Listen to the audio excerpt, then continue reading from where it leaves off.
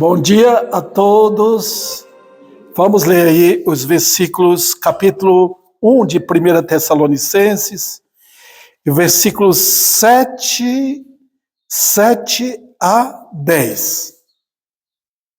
Porque de vós repercutiu a palavra do Senhor, não só na Macedônia e Acaia, mas também por toda parte se divulgou a vossa fé para com Deus, a tal ponto de não termos necessidade de acrescentar coisa alguma.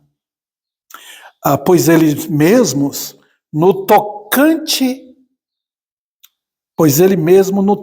a nós, proclamam que repercussão teve o nosso ingresso no vosso meio, e como deixando os ídolos, vos converteste a Deus para servirdes o Deus vivo e verdadeiro, e para aguardardes dos céus o seu Filho, a quem ele ressuscitou dentre os mortos, Jesus, que nos livra da ira vindoura. Pode assentar, irmãos. Eu estou trazendo esta carta para vocês, porque é uma carta diferente. Ela não é uma carta doutrinária. Carta doutrinária tem Romanos, tem Efésios, mas ela contém doutrina, porque a carta foi escrita rapidamente. Paulo escreveu por duas razões aqui. Ele estava agradecendo a Deus pela forma como que o evangelho entrou em Tessalônica, e como foram que as perseguições vieram, e aqueles irmãos lá da igreja de Tessalônica não abandonaram a fé, não enfrentaram com perseguição, né? Eu falo isso porque nós estamos vivendo um tempo quando Satanás está dando uma calma, está tudo bem, mas os irmãos não percebem que há perigo. Nós estamos entre leões, e os leões normalmente quando querem pegar uma presa, eles vêm bem de tocaia, né? Eles abaixam, vão assim, até o momento de atacar, né? E nós estamos vivendo esse período, irmãos. Essa paz que vocês estão tendo em suas casas, com seus vizinhos, essa paz é perigosa, perigosa. Porque não tem justiça. Nós estamos vendo o pecado. E onde o pecado é amontoado, então o povo se torna religioso, e os perversos se tornam também religiosos. O povo fica falando paz, paz. Oi, tudo bem, amigo? Eu vejo muito isso hoje. Eles querem paz com o pecado. Tá? Nós estamos vendo a impressionante maldade, irmãos. Mulher vivendo com mulher, homem com homem, adultério, fornicação, está demais. As mocinhas transformando em prostitutas, mentiras para todo lado. E também até dentro das igrejas, irmãos, tem que ter cuidado, porque o povo está querendo ouvir aquilo que eles gostam, me fale bem, eles querem ocultar a maldade deles, ocultar muitas perversidades, mas ouvir que Deus abençoa, que eles vão para o céu, que eles estão com Cristo, eles gostam de ouvir aquilo que faz cócegas nos ouvidos, né? E quando vem perseguição, se não for, irmãos, se a gente não dobrar os joelhos, vir e orar, Deus tem misericórdia, usa a Igreja Batista Maranata, usa o pastor Davi Sena para um grande avivamento, irmãos, tá? Um grande avivamento, porque se não houver o brilho da misericórdia de Deus, vai ter destruição, tá? E Deus sabe quando ele ordena Satanás para destruir as igrejas, tá? Deus sabe como limpar as igrejas, irmão. Assim como você, irmã, limpa a sua casa, pega a vassoura, passa um pano no chão, não é? É assim? Você mantém os banheiros e a sala, os quartos, tudo limpo, não é assim? Deus também sabe como limpar. Ele tem a vassoura dele para limpar a igreja. Na igreja de Tessalônica, houve um avivamento. Tá? E Paulo conta desse avivamento aqui no capítulo 1. Eu não sei se vocês puderam ver, mas Paulo, ele, até já mencionei o versículo 1 sobre igreja, cuidado, irmãos, com esse negócio de eu sou a igreja. O povo hoje, eles correm na frente de Deus, sai da frente. Eles falam assim, eu quero fazer do jeito que eu quero. Então a igreja sou eu, quem vai dar ceia sou eu mesmo, quem vai batizar sou eu mesmo. O povo quer isso, irmão. Eles estão aí tentando forçar Deus a sair de frente, para fazer o que eles querem. Nós temos que ter cuidado, irmãos. Porque quem é crente pode receber duras disciplinas de Deus. Duras. Tá? Então, porque ele vela pela pureza da sua palavra. Então, falei, cuidado com esse negócio de eu sou a igreja, eu faço a igreja. Não brinque com isso, não. Porque a igreja foi estabelecida por Deus. É um grupo de pessoas localizada, reunida, tendo um pastor, tendo diáconos. Nós não temos ainda, porque ainda não temos mais homens para exercer essa função. Tá? Nossa esperança é que Deus nos dê convertidos. Mas a igreja é assim, a igreja é do Senhor, não é de Davi, não é de outro pastor, a igreja é de Deus. São chamados. Nós vimos isso, irmãos. Não podemos esquecer disso. Então, Paulo, como é que ele começa? Ele começa no versículo 2, dando graças. Não vou repetir mais isso, ele está contente. Ele ora pela igreja de Tessalônica e ele reconhece que não foi função dele. Paulo e Silas foram apenas, e que bênção, né? Instrumentos de Deus. Nós, os pastores, irmãos, somos porta-vozes de Deus, né? Para cuidar do rebanho. Quando Deus não quer mais, ele tira. Né? Tira mesmo. Certo? Então ele põe outro lugar. O dia que Deus quiser me tirar daqui, ele vai tirar. Ele é Deus. Eu sou servo apenas. E a igreja é dele. Tá? Quando ele falou para Pedro, cuida do meu rebanho, das minhas ovelhas. Está vendo? Ele está falando, cuida. Ele está passando uma responsabilidade para Pedro. Né? Então, cada crente, para mim, tem uma igreja, tem 5, 6, 4, 3, que Deus me responsabilizou, eu tenho que cuidar daquele rebanho. Tá? E é assim que Deus faz. Vamos adiante aqui.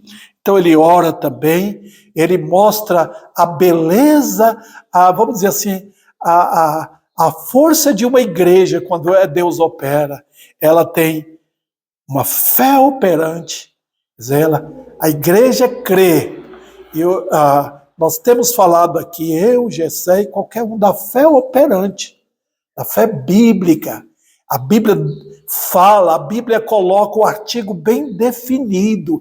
A fé, a fé que foi entregue aos santos, aos eleitos de Deus. É por essa fé que temos que lutar, irmãos. Tá? Eu vejo muitos hoje que abandonaram a fé, só para ter número dentro da igreja. Deixaram de lado, jogaram a espada de lado. Eu quero número, eu quero gente aqui na igreja. Ah, que bom, vamos abraçar, olha quanto temos. Isso irriga o orgulho do homem, né? Irriga mesmo, irmãos. Mas nós temos uma fé a defender. Então a batalha é grande para a defesa do evangelho e para o ataque também. Tá? Assim que nós fazemos. Então a fé é demonstrada dentro da igreja. Na vida sua, irmãos, lá na sua casa, onde você estiver, sua fé está firmada em Cristo. Não coloque a espada de lado. Não. Porque eles vão testar a sua fé. Tá? Todo mundo, cada dia, provação, doença, enfermidade, vizinho, parente, todos testam a nossa fé.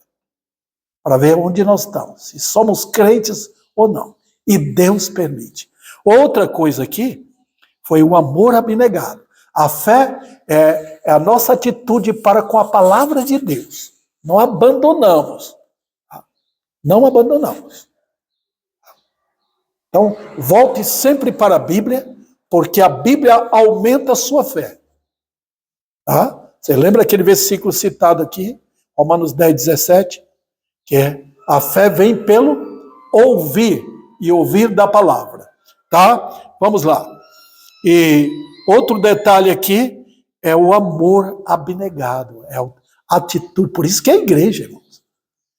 Nós amamos uns aos outros, temos prazer de estar aqui, nós deixamos um irmão lutar sozinho, abandonamos esse irmão, temos paciência para com eles. Isso aí é importante, é o amor de Cristo. A igreja é composta de pessoas, alguns vêm de famílias fortes, alguns vêm de uma família onde recebeu educação espiritual, né? Por exemplo, nós temos aqui o Gessé e a Virgínia cuidando dos seus 2 filhos, e eles podem crescer. Um dia eles vão para estar numa igreja e eles sabem que tem muitos assim, né? Eu vim de uma família batista, né, irmãos? E eu fui educado lá, com muito defeito. Meu pai não era crente, mas aprendi a cantar os hinos. Então aprendi essas coisas na família de crente, né? E é assim, queridos irmãos. Então, o amor entre nós deve ser um amor abnegado. E a firmeza da esperança? O que diz o texto? Aqui tem a recompensa do crente. Os salvos devem lembrar que eles esperam aquele grande dia, quando eles vão sair desta casa terrena para uma casa eterna. Esta casa nossa aqui no mundo é passageira. Você pode ser rico, mas tudo vai passar. Tudo, né? Então, se você é salvo por Cristo, você espera a casa eterna, a casa gloriosa que virá. Tá bom? Então foi isso aqui. E Paulo estava tão entusiasmado que ele diz no versículo 4, eu reconheço, irmãos, amados de Deus, que vocês são eleitos. Tá vendo? A doutrina da eleição, ela embasa toda a escritura, irmãos, para mostrar que Deus escolheu um povo para ele antes da fundação do mundo. E eu só posso mostrar que eu sou um homem escolhido se eu mostrar pela minha vida. Não adianta ficar atacando, falando, eu não gosto dessa doutrina. Você tem que mostrar pela sua conversão. Você é convertido a Cristo, então você é um eleito. Você mostra pela sua vida, pela sua diferença de viver, pelo amor que tem pela Bíblia, por uma vida pura e santa para a glória de Deus, você está demonstrando que você é um dos eleitos. Foi assim que aconteceu lá em Tessalônica. Agora, o versículo 5, irmãos, é importante aqui. Ele diz, porque o nosso evangelho não chegou até vós tão somente em palavra. Então a Bíblia é mais do que palavra. Você tem a Bíblia em sua casa, né? Você tem a Bíblia em sua mão. Mas você olha aqui, é mais do que palavra. É a coisa de poder de Deus. A Bíblia é poderosa, irmãos. Eu tenho falado e repetido isso aqui. Este livro é odiado pelo diabo, porque esse livro faz milagre. Tá? Coisas estupendas, coisas maravilhosas, Deus tem feito através da pregação da palavra. Por quê? Ela tem três ensinos aqui que nós vemos nesse versículo. Ela traz. Olha o que faz. Primeiro, o evangelho, ele é sobretudo em poder. Aqui fala, irmãos, que a mensagem santa de Deus, ela é poderosa. Eu falei para os irmãos da palavra poder, é a palavra dinamite no grego. Essa palavra que nós temos em português vem do grego, dinamis, né? Dinamite. É um poder explosivo incrível. Né? Você passa ali descendo, vindo de cravinhos, tem aqueles rochas lá que eles explodem, fazem assim, te quebram as pedras ali. Todo mundo tem que sair de perto. A Bíblia é assim. A palavra de Deus é poderosa quando vem da boca de Deus. Tem muitos elementos que usam a Bíblia e eles usam para a condenação deles, porque estão usando a Bíblia, tirando o texto da Bíblia para enganar o povo. Isso é perigoso. Ganhar dinheiro, irmãos. É muito perigoso isso. Tá? A Bíblia, ela é poderosa quando ela vem da boca de Deus. Tá? Ela é poderosa para salvar, para punir o homem, é uma espada que penetra no coração, mexe na sua consciência e mostra o seu pecado. tá? A Bíblia é assim. Não adianta filosofar com as Escrituras. Não adianta. Tem que encarar como espada de Deus. Ela não é aquela flor que dá como a rosa, você dá para alguém. Não, a Bíblia, ela tem conforto, ela tem a advertência, mas ela é uma espada também que perfura o homem e vai lá dentro e faz. Se você não é crente, a tendência é fugir da Bíblia. Tá? Outro detalhe aqui que ele fala é no Espírito Santo. A Bíblia é o instrumento, o autor da Bíblia é o Espírito Santo, irmão. Ele é o autor. Quem fala na Bíblia inteira é o Espírito de Deus.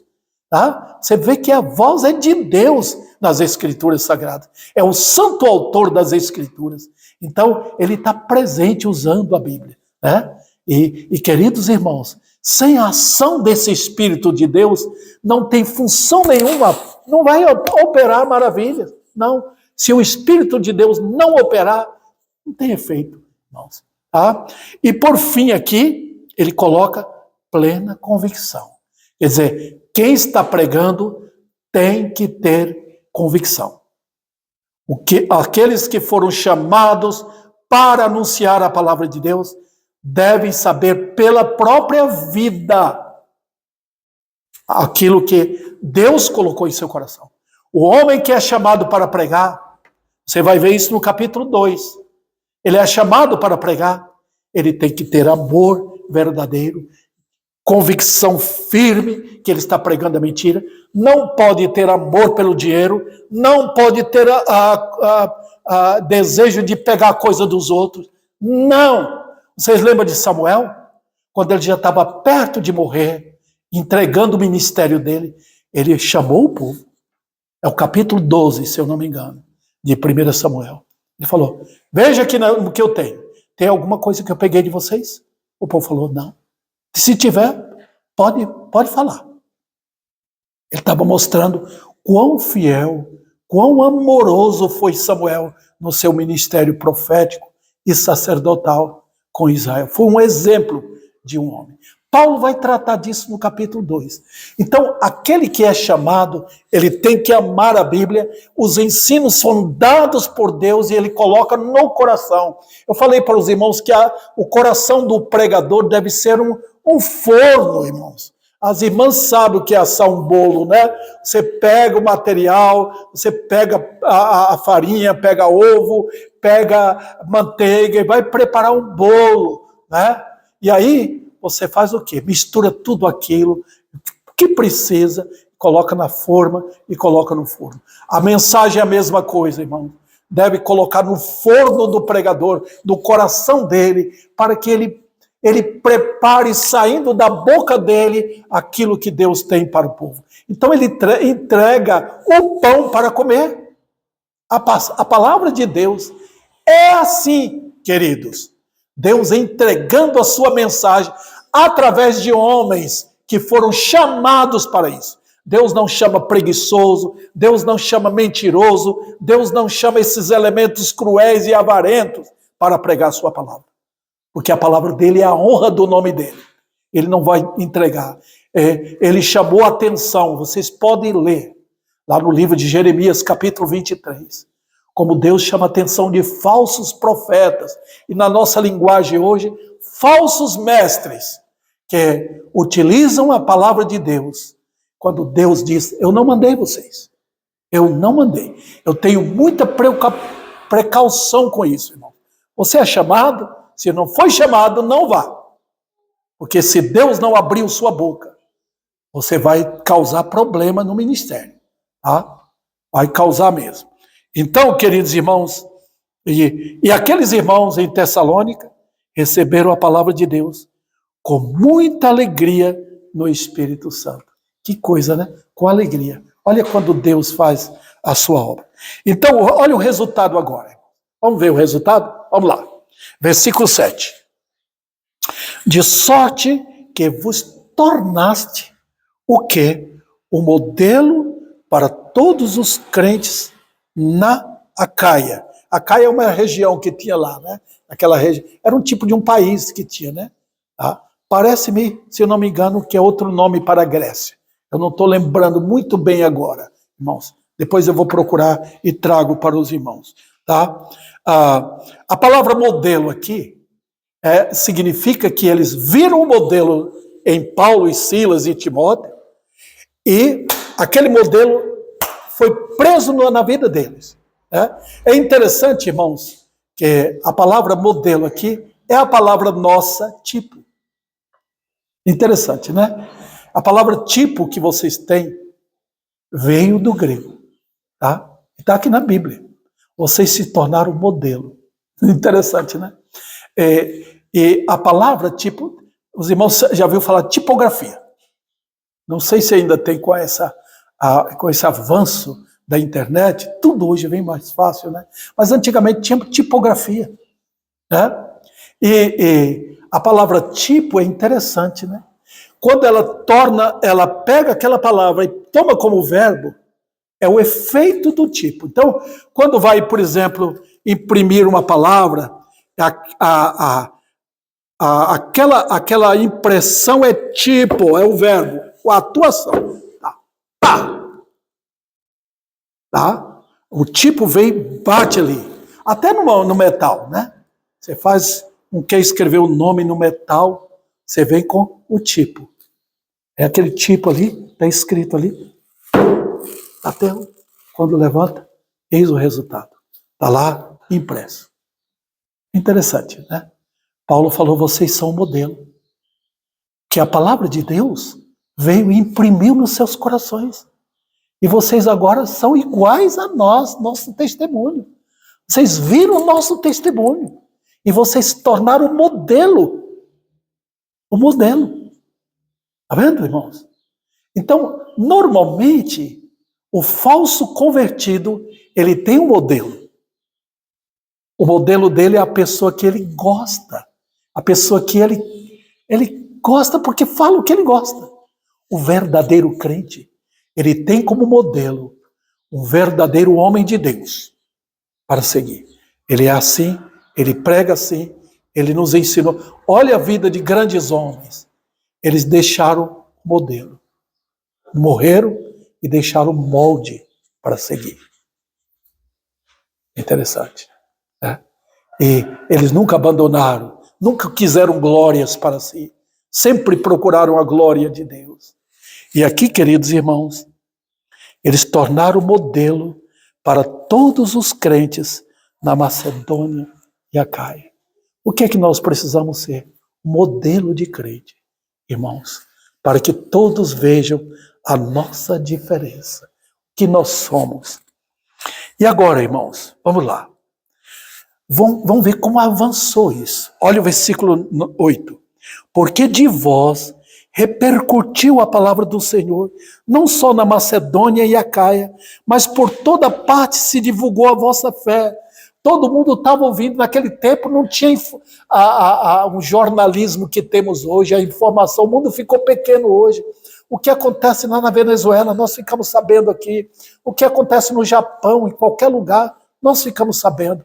A fé é assim, quando Deus opera maravilhas, irmãos, a fé repercute e vai longe, todo mundo fica sabendo o que está acontecendo. O que aconteceu com aquele homem? O que aconteceu com aquele bêbado, deixou a bebida? O que aconteceu com aquele outro lá, aquele que usava droga, parou de usar, porque Jesus entrou na sua vida, mudou a sua vida. Olha que coisa fantástica. Olha aquele casal que estava separado, aí houve uma união novamente, Deus está operando maravilhas. É assim que acontece. Quando Deus operou, e olha, irmãos, o que ocorreu ali, qual foi um anúncio que eles ouviram? Veja o versículo 9. Pois eles, os outros, estavam dizendo, no tocante a nós, proclamam que repercussão teve o nosso ingresso no vosso meio. E como? O que aconteceu ali? Deixando os ídolos. Está vendo aí, irmãos? É a primeira coisa que acontece com uma conversão.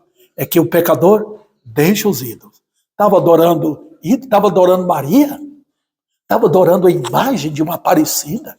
Estava adorando homens? Estava adorando outras coisas? Amando o dinheiro, adorando o dinheiro? Deixou tudo isso. Está vendo? Está vendo o que acontece na conversão? Veja, irmãos, e vos convertestes a quem? A Deus. Não converteu a homem nenhum. Não. Converteu a Deus. Quem é esse Deus? Para servir-de Deus vivo e verdadeiro. Eles não foi uma conversão meramente falada, de boca para fora. Eu aceitei Jesus e tal, vou para o céu. Não. Houve algo incrível, impetuoso ali na vida daquele povo. Que eles se converteram ao Deus vivo. Houve temor naqueles corações. O Deus vivo e verdadeiro. Tá vendo? Então eles abandonaram, não queremos mais isso. Jogaram os ídolos mudos para fora, quebraram tudo. Não ficou dando para os seus vizinhos, não. Eles jogaram tudo fora. Nós servimos esses ídolos. Eles serviam, eles adoravam. Naquele tempo, irmãos, cidades como Tessalônica, né, e Atenas, não eram cidades de gente cultas e de gente ricas, mas eram todos adoradores de ídolos. E aqui em Tessalônica, eles abandonaram. Olha aqui, foi um ataque frontal contra o reino do diabo. Foi um ataque frontal contra Satanás. Imagina, irmãos, porque Satanás ficou desesperado. Porque ele domina uma cidade. Ele domina o povo.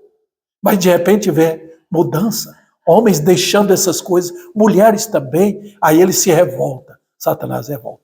E para terminar, irmãos, olha o versículo 10. E para aguardardes da onde? Dos céus, o seu filho. Que fantástico, né? Eles converteram ao Deus vivo para servir a Deus. Eles queriam estar juntos uns com os outros. Queriam estar aprendendo daquilo que eles ouviram dos apóstolos.